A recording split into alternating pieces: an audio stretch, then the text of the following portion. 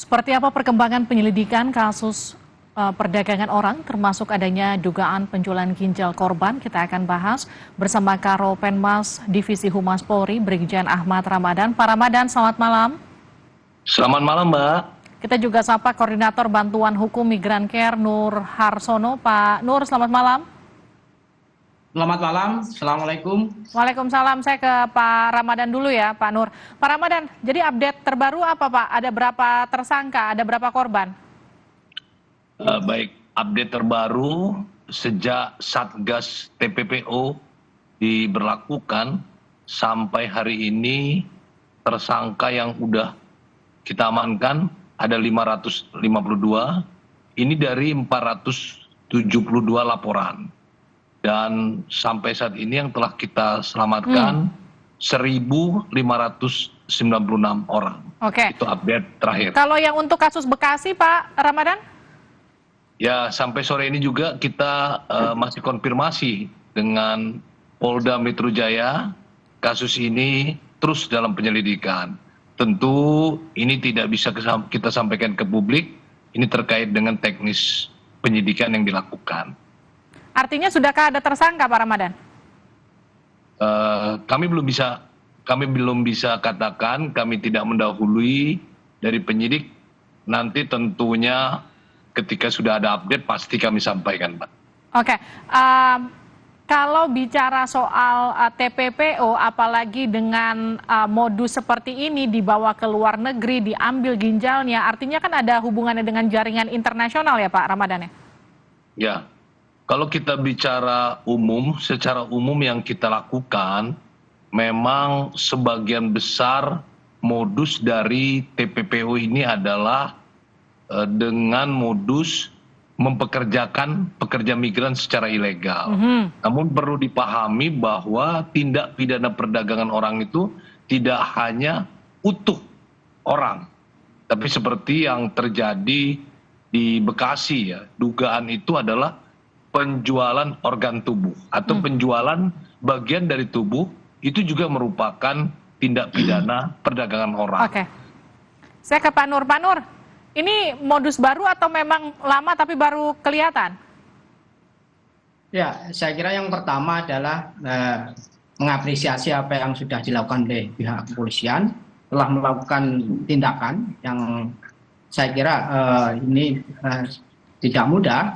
Namun demikian ini adalah langkah-langkah yang maju setelah Pak Presiden Jokowi kemudian menginstruksikan kepada Kapolri untuk melakukan pembentukan Satgas TPPO mulai dari tingkat Mabes, kemudian Polda dan juga Kapolres.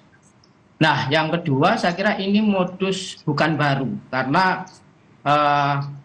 TPPO ini adalah suatu proses yang tentu proses tujuan dan proses cara dan tujuan itu harus terpenuhi. Artinya ketika tadi yang disampaikan oleh Bapak Ramdhani bahwa ini ada indikasi penjualan organ yang tentu ini juga merupakan eksploitasi penjualan organ tubuh.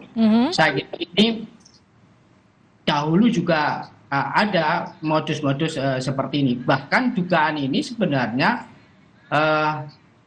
perlu didalami bahwa sebenarnya saat ini ada tren baru khususnya di ASEAN, yaitu perekrutan mereka memakai model kejahatan digital dengan menawarkan kerjaan melalui media sosial dengan tujuan negara-negara tetangga kita seperti di Kamboja, kemudian Myanmar, Vietnam. Dan mereka kemudian dieksploitasi baik tenaganya maupun mungkin itu juga mengarah pada sindikat untuk menjual organ tubuhnya, karena beberapa kasus yang dilaporkan ke kita ada yang kemudian ketika mereka tidak mau bekerja karena pekerjaannya adalah scammer dan judi online, mereka kemudian diintimidasi juga, mereka dilakukan kekerasan baik fisik maupun mental. Bahkan informasi yang kami terima waktu itu ada yang meninggal dunia awal tahun 2003 kemarin.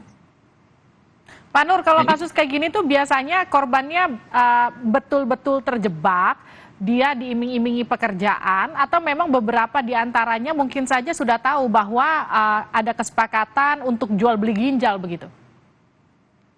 ya itu tidak mungkin tahu. Mereka itu korban itu biasanya diiming-imingi oleh suatu pekerjaan dengan gaji tinggi, proses cepat dan tanpa biaya, semua dibiayai oleh sindikat tersebut, sehingga mereka tergiur untuk menerima tawaran itu dan mengikuti apa yang menjadi arahan dari sindikat tersebut, mau ditampung, kemudian juga dibiayai, dibikinkan paspor, bahkan kemudian harus berangkat ke negara-negara yang dituju. Kalau dengan modus penipuan sampai kemudian penipuan pekerjaan sampai kemudian jual beli organ, ini pernah ditangani Migrancare, Pak Nur?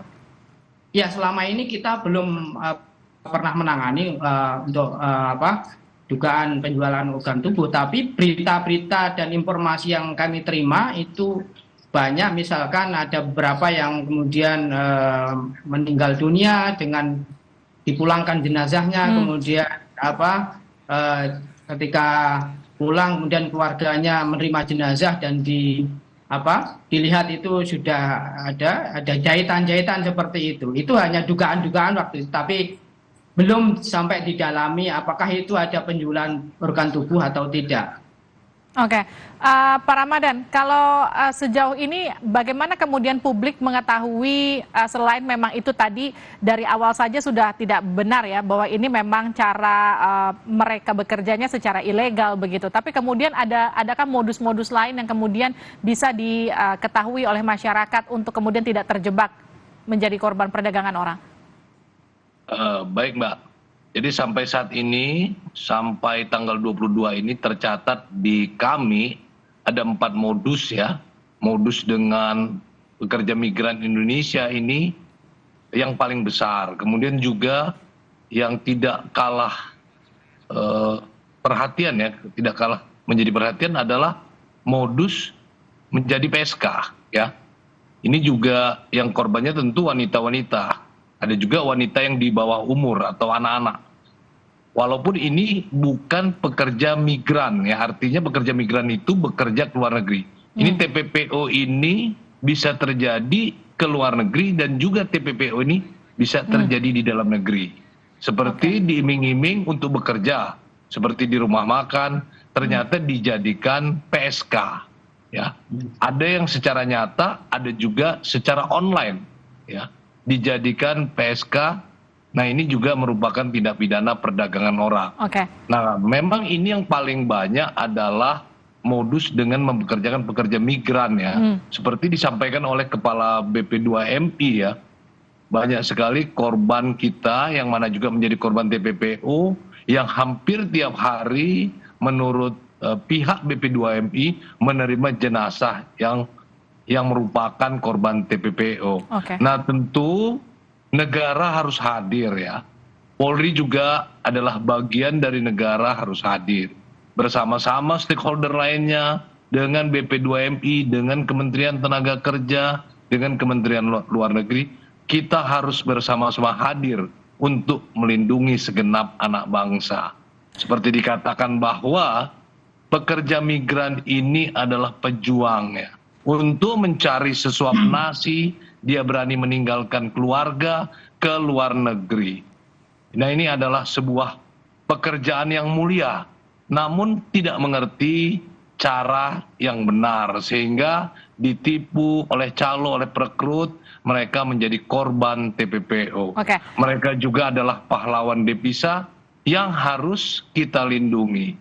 Demikian, Mbak. Pak Ramadan, kalau dari 500-an tersangka yang sudah diamankan oleh Satgas TPPO sejauh ini, dari pengakuan mereka, daerah mana saja yang paling banyak dijaring dalam kasus perdagangan orang? Daerah asal yang paling banyak tentu daerah-daerah seperti di Pulau Jawa ini, Jawa Barat, Jawa Timur, Jawa Tengah, Nusa Tenggara Timur, Nusa Tenggara Barat. Ini adalah daerah asal pekerja migran yang akan berangkat ke luar negeri. Ya. Mereka Rentang juga umurnya, tidak Pak? langsung. Bagaimana? Rentang umurnya? Rentang umurnya beragam ya, mulai dari belasan tahun sampai 40 tahun ya. Mereka juga beragam pekerjaan. Kalau untuk perempuan pekerjaannya pekerja rumah tangga yang dominan. Tetapi kalau laki-laki menjadi korban pekerja buruh di kebun atau di perkebunan ya, perkebunan sawit.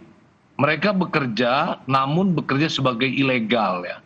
Di mana pihak calo yang memperdagangkan mereka, mempekerjakan mereka di perkebunan-perkebunan secara ilegal. Sehingga keberadaan mereka menjadi, kalau orang contoh Malaysia itu menyebut mereka adalah pendatang haram. Yang ketika ketemu aparat, apakah ketemu aparat kepolisian di sana, ketemu petugas imigrasi di sana, mereka kucing-kucingan dikejar-kejar. Dan ketika mereka ditangkap, kalau di kita mereka korban, tapi di sana mereka sebagai pelanggar yang tentu mereka akan menghadapi sanksi hukuman di negara tempat mereka bekerja ya. Nah, itu bagaimana peran negara soal itu, Pak? Gimana? Peran negara soal itu bagaimana? Kita melihat mereka sebagai korban, tapi di negara lain mereka dianggap sebagai pelanggar, sebagai bisa saja sebagai tersangka begitu. Betul, karena mereka memasuki suatu negara tanpa dokumen yang sah. Ya, ada yang tidak memiliki dokumen keimigrasian, dalam hal ini tidak memiliki paspor. Ada juga yang tidak memiliki paspor tetapi tidak dilengkapi dengan dokumen ketenagakerjaan. Jadi pekerja ilegal dia. Ada yang tidak memiliki sama sekali, ya. Yang mana itu mereka berangkat dari Indonesia menuju misalnya Malaysia, seperti yang ditangkap oleh Satgas TPPO. Baik, Pak Nur, kalau bicara celah yang membuat TPPO ini marak seperti apa, Pak? Ya, saya kira ini kan marak ini ada beberapa faktor ya. Yang faktor pertama ini adalah saya kira minimnya informasi tentang bagaimana cara migrasi yang benar. Kenapa itu minim? Karena korban-korban atau masyarakat yang potensi menjadi pekerja migran itu adalah masyarakat tinggal di desa-desa, tinggal di kampung-kampung. Sehingga mereka biasa menerima informasi itu yang dari temannya, dari sponsor, dari calo, plus diiming-imingi uang fit namanya. Satu orang misalkan mau berangkat, nanti tak kasih uang 2 juta, 5 juta, bahkan ada yang 21 juta. Yang tergiur, kemudian mereka ikut. Oke. Mereka kemudian dijanjikan pergi ke misalkan ke Yordania atau di Turki, tapi dipekerjakan di Irak. Baik. Nah, di Irak ini kemudian mereka juga dilema ya, karena tadi mungkin ini agak beda ya. Di Irak ini, walaupun mereka itu paspornya itu paspor pelancong, maka di Irak ini bisa juga menjadi legal. Karena menurut hukum mereka bahwa ketika mereka kemudian dijamin oleh majikan, kemudian dicarikan visa kerja, kemudian dianggap legal. Dan gitu juga di Malaysia, ini juga dilema karena ada faktor yang membuat mereka itu jadi unprosedural. Misalkan memang ada, misalkan dari Indonesia memang sama sekali tidak punya paspor, mereka direkrut oleh jaringan mafia, kemudian masuk melalui nunukan tanpa paspor, tanpa visa, mereka bisa bekerja di kebun-kebun sawit. Yang kedua juga faktor mereka hanya punya paspor pelancong, kemudian direkrut oleh sindikat, kemudian dimasukkan. Contoh Malaysia, mereka itu kemudian ada paspor pelancong, kemudian ditangkap di rahasia polisi. Tapi yang ada lagi yang dari sini lewat PT resmi, kemudian P3MI resmi, kemudian punya visa, kemudian di negara Malaysia juga cuma visa, tapi karena visanya itu expired, kemudian majikan tidak memperpanjang, kemudian karena ditahan ya, paspor ditahan, tidak diperpanjang, kemudian ada rahasia polis, kemudian bisa ditangkap. Jadi ada beberapa faktor yang mengakibatkan mereka itu jadi unprosedural, gitu.